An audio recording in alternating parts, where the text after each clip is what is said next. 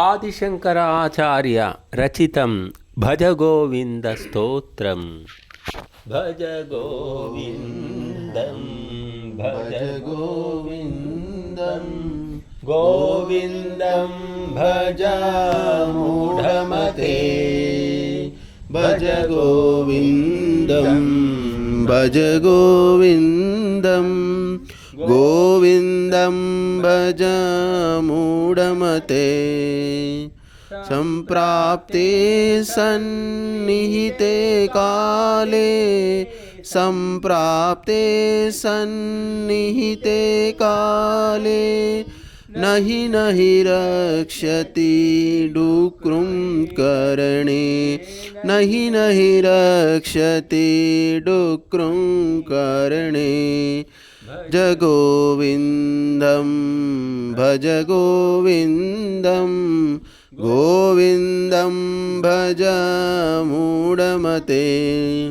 मूढजहि धनागमतृष्णां कुरु सद्बुद्धिं मनसि वितृष्णां। मूढजहि धनागमतृष्णां कुरु सद्बुद्धिं मनसि वृतृष्णां। यल्लभसे निज कर्मोपातं यल्लभसे निज कर्मोपातं वित्तं तेन विनोदय चित्तं। वित्तं तेन विनोदय चित्तं। भज गोविंदं भज गोविंदं गोविंदं गज मूढमते। नारीस्तनभरनाभिदेशं दृष्ट्वा मागामोहावेशं। ये तन्मांसवसादिविकारं मनसि विचिन्तय वारं वारम्। नलिनीदलगतजलमतितरलं तद्वज्जीवितमतिशयचपलं। विद्धिव्याध्यभिमानग्रस्तं लोकं शोकहतं च समस्तं।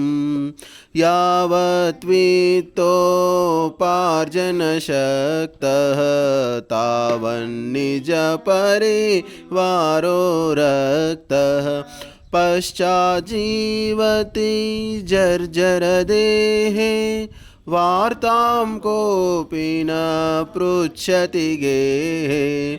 यावत् पवनो निवसति देहे तावत् पृच्छति कुशलं गेहे। गतवति वायो देहापाये भार्या बिभ्यति तस्मिन् काये। बालस्तावत् क्रीडासक्तः तरुणस्तावत् तरुणीसक्तः। वृद्धस्तावत् चिन्तासक्तः परमे ब्रह्मणि कोऽपि न सक्तः। काते कान्ता कस्ते पुत्रः संसारोऽयमतीव विचित्रः। कस्य त्वं वा कुतायातः तत्त्वं चिन्तय तदिह भ्रातः।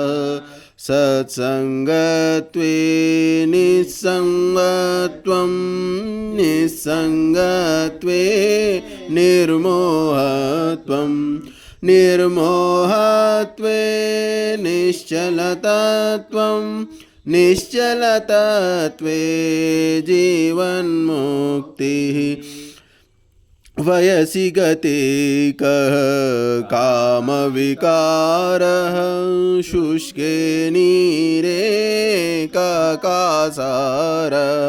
क्षीणे वित्ते कः परिवारो ज्ञाते तत्त्वे कः संसारः मा कुरु धनजन यौवनगर्वं हरति निमेषात् कालः सर्वं मायामयमिदमखिलं बुद्ध्वा ब्रह्मपदं त्वं प्रविश विदित्वा दिनयामिन्यौ सायं प्रातः शिशिरवसन्तौ पुनरायातः कालक्रीडति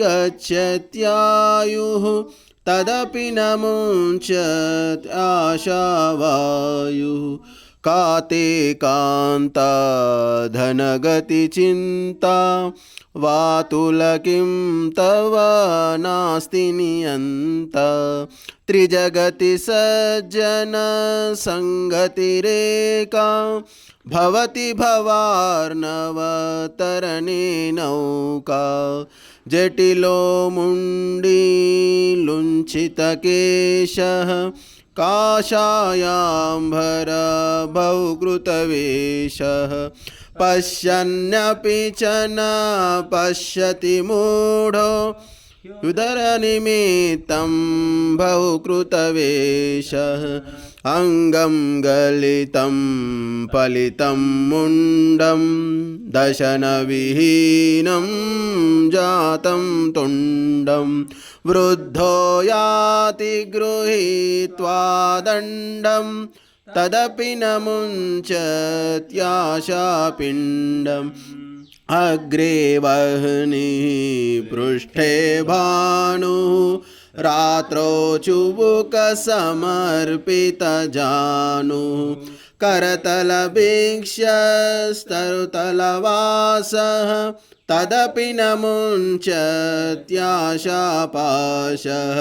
कुरुते गंगा सागरगमनं व्रतपरिपालनमथवा दानं ज्ञानविहीनः सर्वमतेन मुक्तिं न भजति जन्मशतेन सुरमन्दिरतरुमूलनिवासः शय्याभूतलमजिनं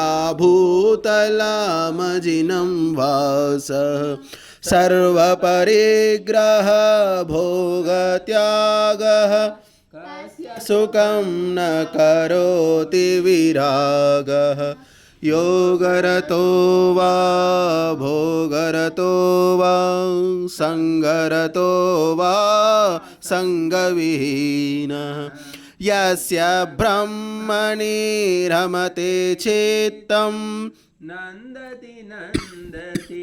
नन्दत्येव भगवद्गीता किञ्चिदधीता गङ्गाजललवकणिका पीता सकृदपि येन मुरारिसमर्चा